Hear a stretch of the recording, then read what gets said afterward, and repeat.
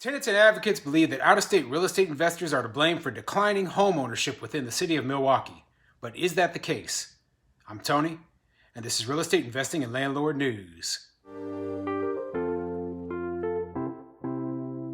All right, so I have quite the interesting topic for you today, and it has to do with out-of-state real estate investors who are basically they're buying up a lot of properties within all of the different little Midwestern towns where property values are low. Properties can be bought for a very cheap cost and rented out. So we've turned communities like Milwaukee and other major cities through the Midwest, such as Kansas City, even here in Omaha, right, into places where there are a lot more renters in the inner city areas than there are owners. And people say that's not a good thing. And, I agree to an extent. However, I don't believe that the landlords and the real estate investors are the ones to blame for the situation. We are merely reacting to a change that was already occurring. We're not the ones who are preventing people from being able to buy homes. We are just buying up the homes that no one else wants to buy. Okay, and turning them into rentals to provide the rental housing that there is a strong demand for. Okay, so yeah, I think that we are getting the blame for a societal issue and problems, within the society and within community, but we are not the actual cause of the problem. And that's the problem. They see us buying all these rental houses, they see us renting them out, and then they say, well, you're the reason why people can't afford homes. Like, no, people couldn't afford homes before, right? And they demanded rental housing, and now we're just providing what they demanded.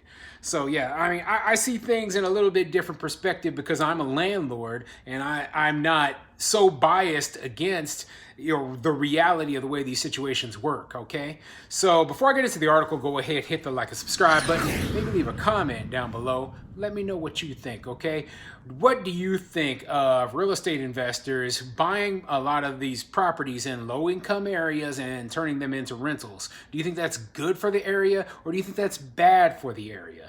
My personal belief is, it's kind of a combo of the two, okay? I believe that a lot of the properties that landlords rent out, maintain, and keep as rentals, they would have been vacant or torn down because the property owners themselves were not maintaining them. Okay, and they could not afford them, which is why they fell into investor hands in the first place. I do think that landlords and real estate investors do a lot to, keep a community well maintained, but there are some areas of town where if there's too many rentals in that area, that area becomes bad. Okay, it becomes it's just too much concentration of transient people of extremely low income, and that brings crime and problems with it. So I understand both sides of this issue, and I'm not saying that everything is 100% the landlords are not to blame, right?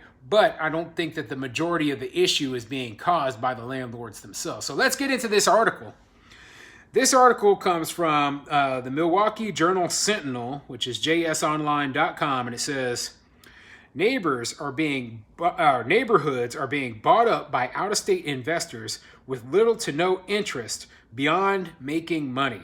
And yeah, the title of the article is pretty funny to me. They're like, well, these out-of-state investors, the only thing they care about is making money. Well, yeah, if you're a real estate investor, the grand majority of us care. Most important thing, the reason why we're putting all of our money into real estate is because we want to make money. Okay, we're not doing it out of the kindness of our hearts. Okay, I'm not running a charity here. I'm not trying to, turn the city and make the city a better place. Yeah, I keep my properties up, and if my properties are up and I have good tenants in them, the city will be a better place. But that isn't my stated goal and purpose. My goal and purpose by running my real estate business is to make money. So let's get into it. Driven by an inconspicuous real estate ecosystem of online message boards, package deals, and cash-only buyers, Milwaukee's rental properties continue to move into out-of-state hands. Neighborhoods once full of owner-occupants or rental homes owned by local landlords are being bought up often chunks at a time, by investors with little to no interest beyond making money. The situation is particularly acute in Milwaukee's North Side black neighborhoods, covering about 1/3 of the city's aldermanic districts. The ownership changes frustrate neighbors and oversight authorities. Studies in Detroit, Las Vegas, Atlanta, and other municipalities, including Milwaukee, have associated investor owned rental properties with poorer maintenance, higher health risks, and higher eviction rates when compared to those with homeowners and local landlords. And I agree to an extent, right? Now, I don't think that the reason that the health risks and the higher eviction rate, I don't believe that has to do with the fact that these are out-of-state landlords, right? What they say, investor-owned properties, I don't think that has to do with the fact that these are landlords who own the properties. Okay, I think the fact is that the landlords, their market is lower income people in a lot of these cases, right? And with those lower income people, you're going to see higher eviction rates than you do with higher income people. You're going to see, more maintenance issues. You're going to see older properties. And that is why, it's like, is it correlation or causation, right? And I think that people, they want to blame the landlord because they see the landlords as being these rich, greedy people, and they don't understand that, hey, that is not the case, okay? In most landlords, what we want is we want our properties to be in good shape. We want our tenants to continue to pay rent, and we want to make a profit, okay? That's it. Okay, it's not like we're going out here and we're buying these properties up and then not doing the maintenance because we're like, oh, we're so greedy. We just want to suck every penny out. Meanwhile, our property's falling apart. No, that doesn't do me any good. I don't make my money off of the rental income, okay? And if most landlords, if they're anything like me, they don't make their money off of the rental income, not the majority of it. The majority of the money that I make is through the equity in my property, which is why I maintain my properties, okay? That's how I've literally made hundreds and hundreds of thousands of dollars off of my real estate that I own, through the equity in them, not through the, $200 or $300 a month per unit that I'm getting in rental income, for profit. The increasing presence of outside investors in Milwaukee neighborhoods has prompted local nonprofit ACTS Housing to launch an acquisition fund aimed at competing with investors for single-family houses, so it can take them off the market and offer them to prospective local owner-occupants. While meaningful, no one is suggesting that's enough to turn back the tide.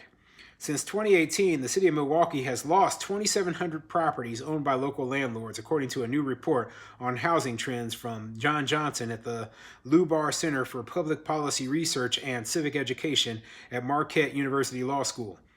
These private equity landlords make home ownership less attainable, not necessarily by driving up costs, but by purchasing affordably priced properties in such a way that residents are entirely excluded from the marketplace, the report noted. So yeah, they think that landlords are purchasing these properties and it's making it too hard for owner occupants in order to buy a home. And I disagree there, right? A lot of the homes that landlords are renting out, they are not homes that owner occupants would have, been looking to purchase. So I can tell you for a fact, a lot of the landlords I know, they're doing the Burr method. So they're buying properties that are in disrepair, and then they are spending their own money out of pocket to fix those places up. So imagine you're buying this old house and it has, $30,000 or $40,000 worth of repairs that need to be done before, it's even livable. So most people who are looking to buy a home, they're not going to buy a home that needs $30,000 or $40,000 worth of repairs. Okay. And even if they do, those people are usually much, much better off than the sort of person who, would purchase these homes in these low income areas. So if you are a low income home buyer and you're trying to buy a home in a low income area, I just can't imagine you wanting to put that much cash into doing the repairs to bring it up to a livable standard. Meanwhile, a landlord might have the money available to do that, and the credit score, the teams of workers, etc. In order to get all the repairs done, they bring it up onto the market and then they start to rent it out. So yeah, if it was up to homeowners to buy a lot of these homes, they would have just become so dilapidated they would have just had to tear them down. But anyway, let me keep going. Much of that lost local ownership means money goes out of state.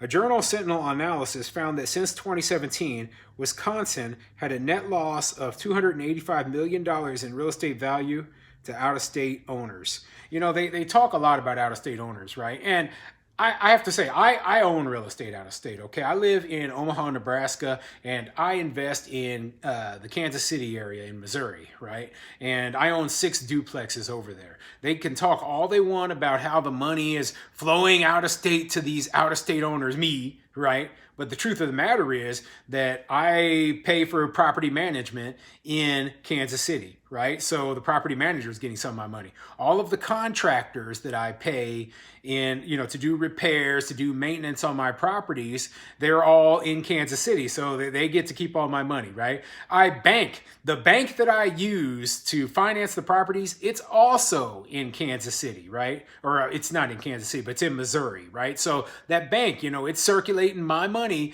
through, the Kansas City area, right? And on top of that, all of my tenants, they live there.